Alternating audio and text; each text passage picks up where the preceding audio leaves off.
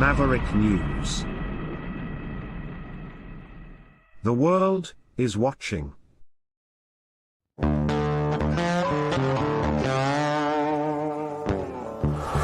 In a universe full of ideas, we draw lightness from the dark to a place where opposites attract. Right meets left, positive touches negative, sparking an explosion of truth. Because politics makes strange bedfellows.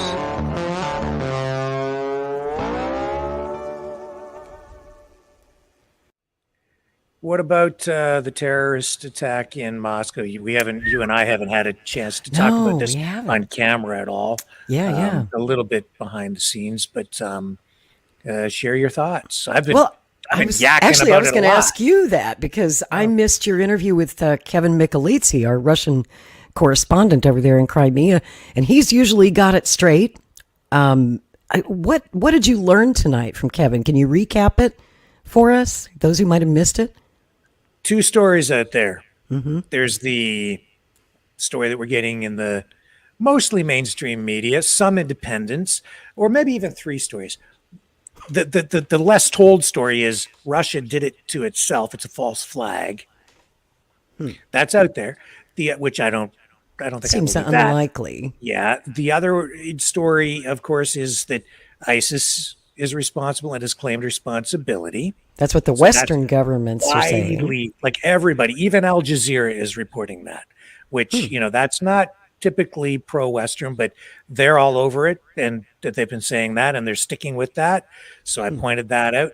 And then the other narrative or story, or maybe truth, however you choose to view it, is what Kevin was talking about, that Russia is saying that ISIS has not claimed responsibility, that's basically fake news, that there appears to be Ukrainian involvement.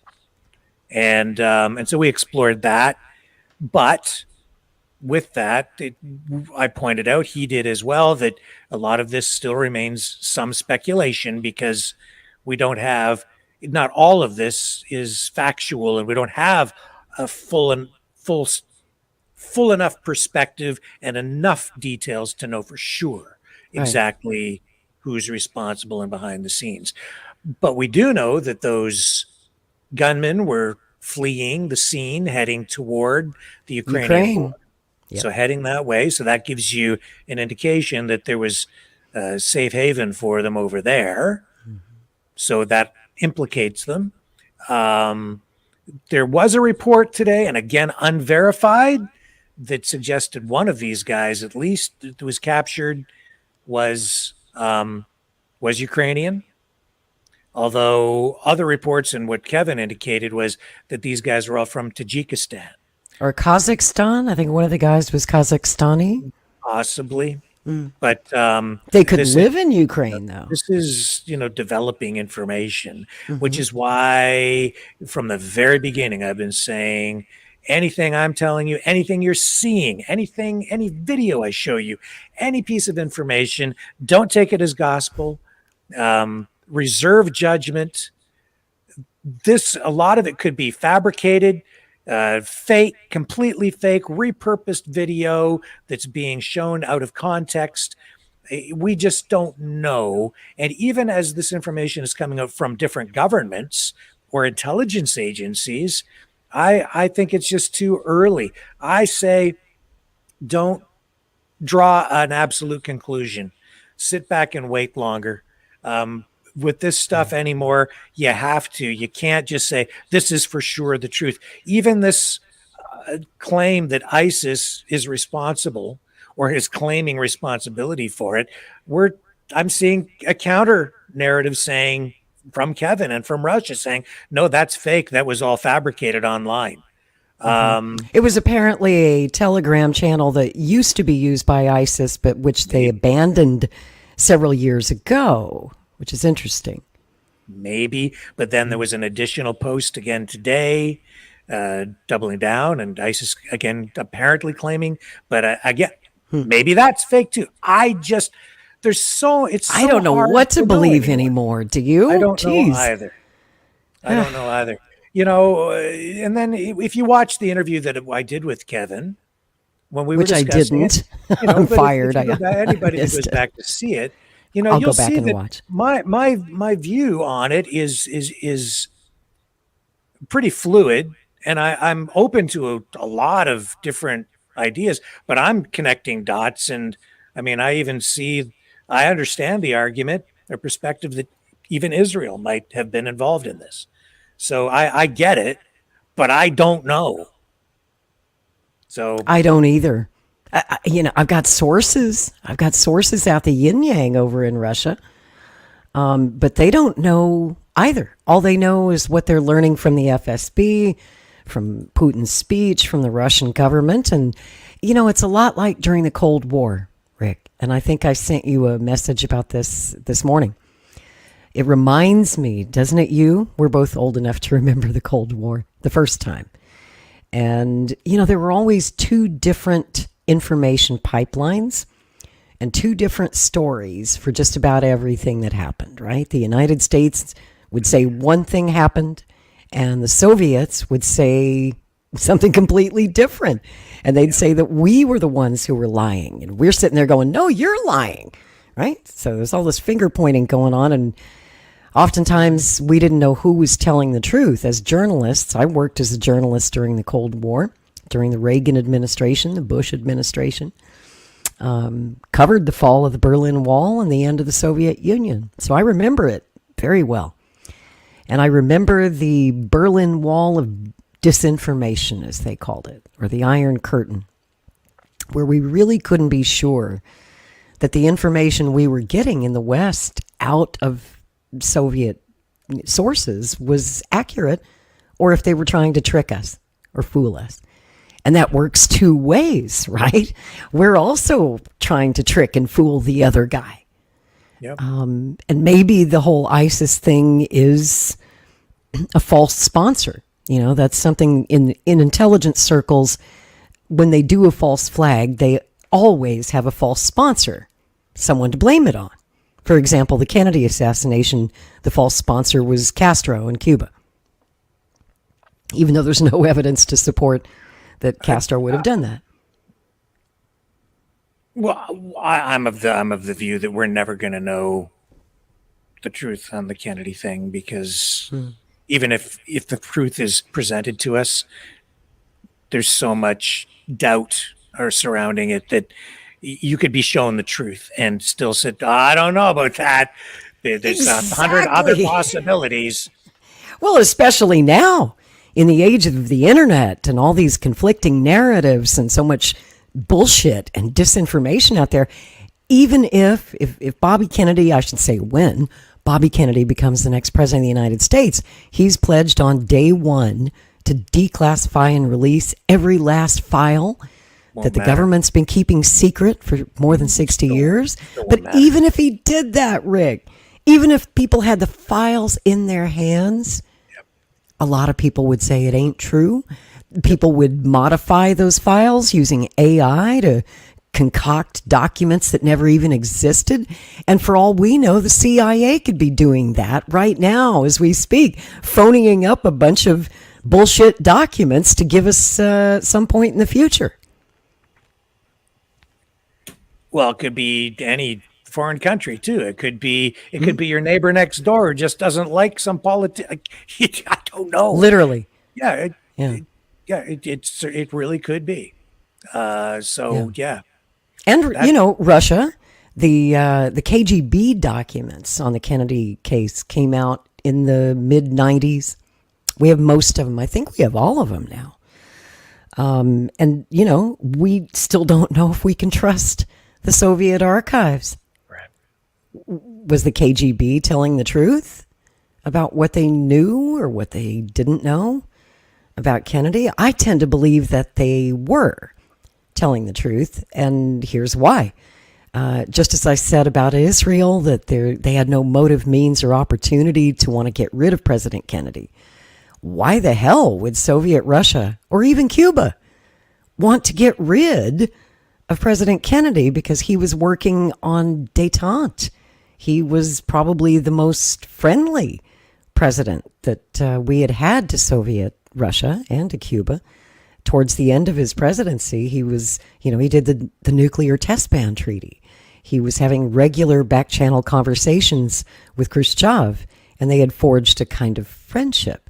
It just didn't make any sense that they would want to get rid of the president who they had the best hope of ending the Cold War working with him. And he was telegraphing every signal that he wanted peace, that he wanted to work with Cuba and with the Soviets. So I just don't see any motive there. I don't know. I mean, I just came across a book about a month ago written by an ex-CIA guy who says that it was Russia.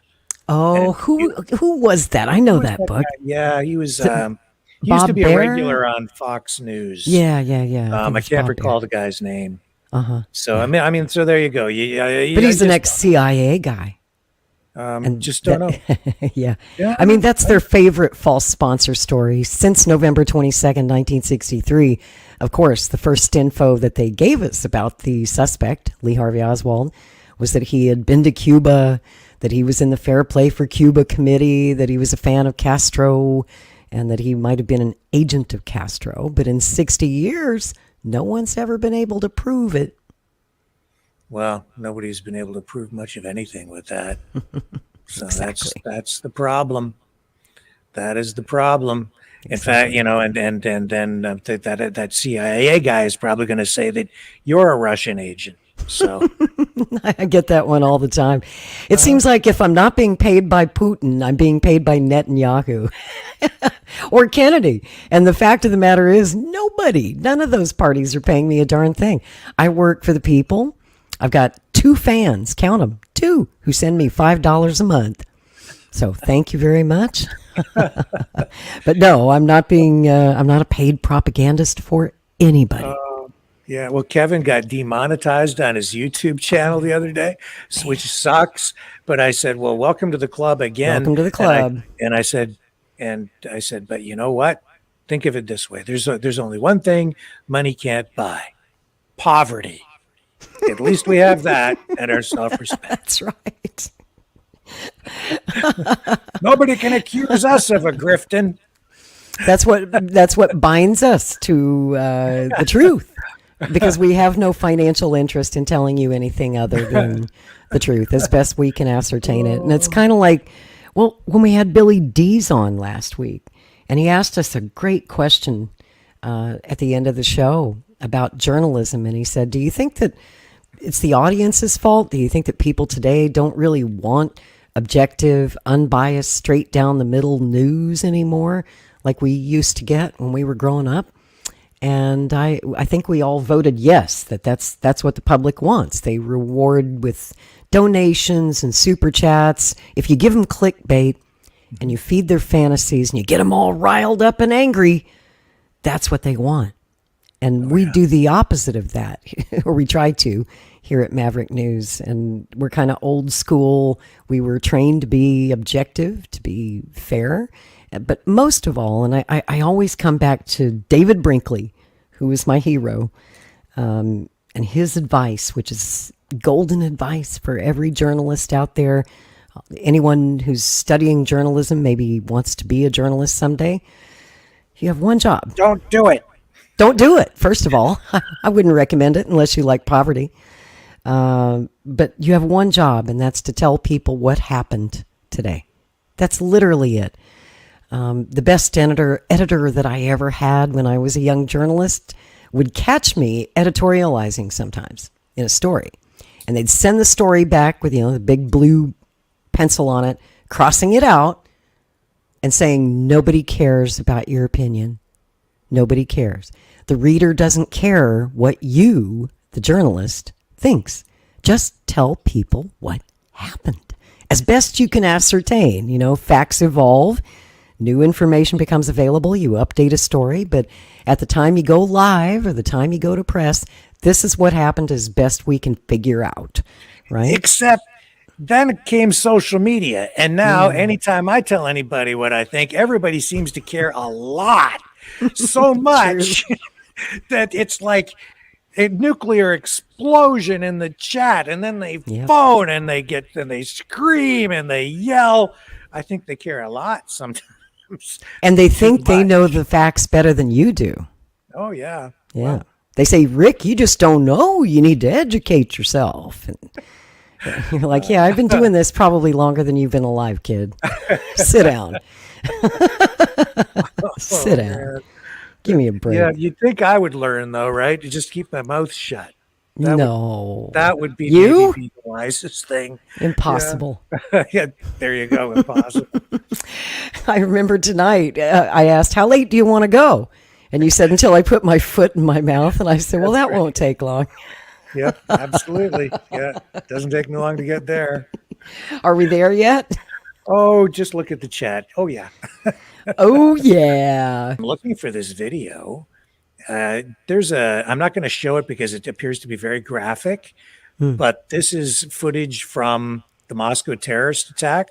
Oh. Apparently that has been posted by ISIS, according to this post. Huh. And it shows these guys walking through the, oh my God, through you can't show it, can you? Shopping mall. I can maybe show a little bit of it. I'll show you a little bit. And it's late. It's after hours. It's almost midnight on the East Coast. So I think the kids are in bed. So you know what I'm about to show you. Okay. But it wasn't ISIS, but here's video there. The post says this is posted by ISIS. Now, again, take that with a dose of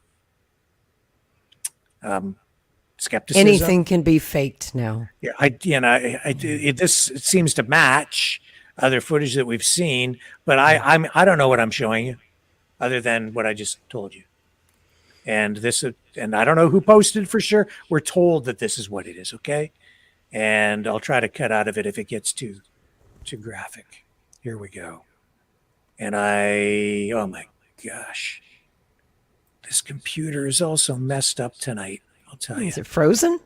No, it's just the tabs are messed. Here we go.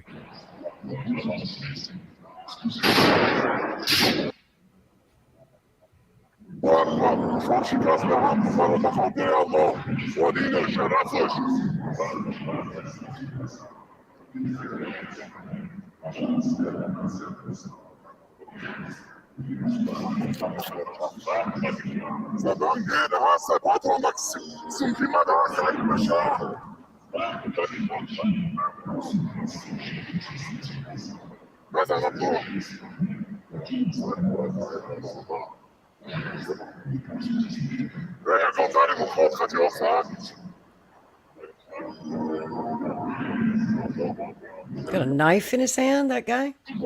It appears so. Yeah, I saw a knife. And other weapons as well. And so, on the one hand, we're being told it's ISIS. On the other, we're being told that they didn't claim responsibility for it. But now here's another video that we're saying has been posted by ISIS. How do you decide what's real and what isn't, or what's factual, what's truth? I have a couple of questions just right off the bat. Yeah. Why was their voice altered?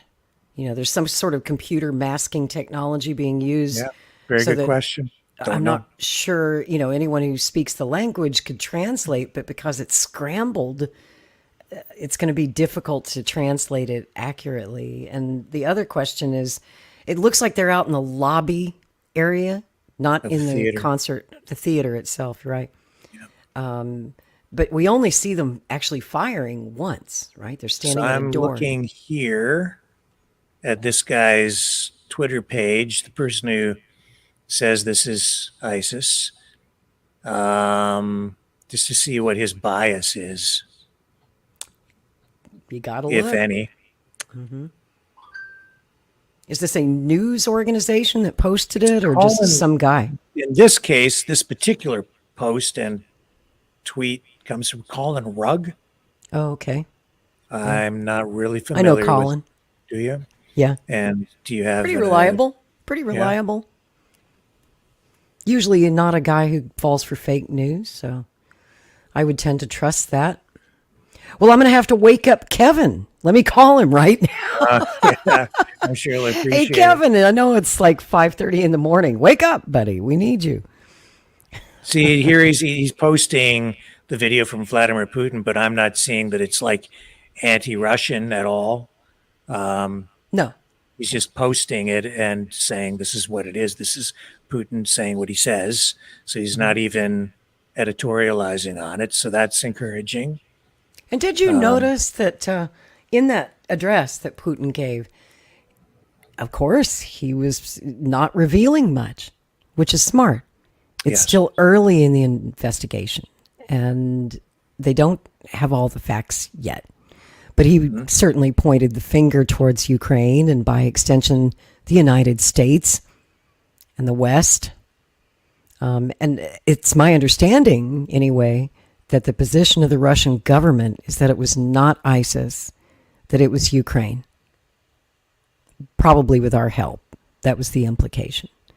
But I've seen, I'm not going to mention the names, but there were a couple of online influencers who went straight to, it was the United States, the U.S. did this. And Israel. And Israel, right? Mm-hmm. It's all the U.S., it's the United States. Yep. And I'm like, everyone jumped to that conclusion first. Yeah. That was the first thing everybody thought. But as I said to... could be. As Kevin and I discussed, I said, I don't think the United States wants any part of that. That just brings way too much heat, right? Like I can see Ukraine maybe being involved because they want to escalate things to try to suck the U.S. into sending them more aid. I can see even Israel because, being involved. And it has... as I said to Kevin, it checks a lot of the boxes, right? Because if you look at it, if you take this eye for an eye sort of approach, October 7th, concert. What was this? It was a concert. You start to go down the line, and it's like tit for tat all the way down, right? So it lines up just even from that perspective. I hadn't thought of that. Yeah. And we've seen within the last couple of weeks, Israel voicing support for Ukraine. Why? Because they're both two countries that face a similar existential threat and a challenge to their sovereignty as a nation state. And because they feel betrayed by Putin. Yes. Israel absolutely. feels betrayed by Putin when they see Putin meeting with Fatah and with Hamas twice. I mean, they're like, all of a sudden, they're all in with Ukraine, and they didn't want to get in bed with Ukraine. They have bad memories of Ukraine, if you know what I'm talking about. Yeah. Those Nazis, they were not a fan until Russia started cozying up to Hamas, and they're like, okay, fine, we're throwing in our lot with Ukraine. So, this is hard to understand, but new realities, new political alliances being formed, often out of necessity, not because of ideological conviction or for moral reasons, just because it serves a purpose at the time. So that's, I think, I can understand those arguments. Like you can connect those dots very easily too, but that is again speculation. So very difficult to. Speaking of disturbing videos, I don't know if you saw this one. It was one of the interrogation videos of the one of the suspects that FSB caught, and you could not show this on Maverick News, so don't even try. It's just way too graphic. Is this the ear? The ear, where they cut the guy's ear off to get him to confess. Man. They filmed that shit. They wanted you to see that. Yeah. They wanted the whole world to see it. Yeah, but we're not going to show it. That's an interesting thing. When I watch that, it doesn't make me feel. How does it make me feel? Squeamish. Yes, it does. Ugh. But it doesn't make me want to give more support to Russia or the FSB for doing that. Even though I don't have any sympathy for the guy who shot all those people. Well, you just hope they got the right guy. Right. Yeah. Yeah. They cut his ear off. They cut his ear clean off. And then they tried to feed it to him. Yeah. So... it kind of makes the enhanced interrogation methods that the U.S. was so heavily criticized for, waterboarding and whatnot, look tame by comparison. Oh, I don't think we cut people's body parts off and fed them to them, did we? I don't. And when I was, when they arrested him and they had him on the ground, it didn't look to me like he'd been given due process. No, he didn't get his day in court. Nope. Right? Nope. If he lives that long to get to court. On the one hand, I see what happened. I don't have any sympathy. On the other hand, I'm a big fan of due process. Yes, me too. And I also am of the view that we as human beings need to resist the temptation of being sucked down into that black hole, and where we become the very thing that we are opposed to, the very monsters that we fight. It's well, how can we claim to be better than the Russians when we see the Russians do that, and yet we did horrible things with our interrogators during the War on Terror, and the excuse was always the same, and it's the same excuse that Russia uses for employing those methods without due process is this is an emergency. He has accomplices out there, and we have to get them. So there's no time for court. We've got to get this information right now. See, and we're going to hurt you. They were trying to get information out of him by cutting his ear off. He's not going to be able to hear you very well when you ask him a question. just how can he answer the question if he can't hear you? Just start talking, buddy, before you lose other body parts. That would be my advice. Start talking. And there's the that they were recruited through social media, through Telegram. And I don't think you were here for this broadcast, but on a recent episode of Strange Bedfellows, I talked to our friend Caleb Maupin about the Tatarsky event in St. Petersburg several months ago. Remember the Russian blogger who was blown up when a woman from the audience handed him a statue that was supposed to be a gift? She testified, and she's now been sentenced to... listening device. I didn't know it was a bomb. Right. And she's now been sentenced to 28 years in a Russian prison. Now, she claims that she didn't know it was a bomb, thought it was a listening device. She thought she had met these people on Telegram who befriended her, set her up. And that's the same story we're hearing now in some of these confessions from the terrorists in Moscow, as they're saying, we found this guy on Telegram or WhatsApp, and they paid us and gave us weapons, and we don't know nothing. So you just never know. But Caleb warned that is a very standard operating procedure that the Ukrainians use to find operatives to do their dirty work for them.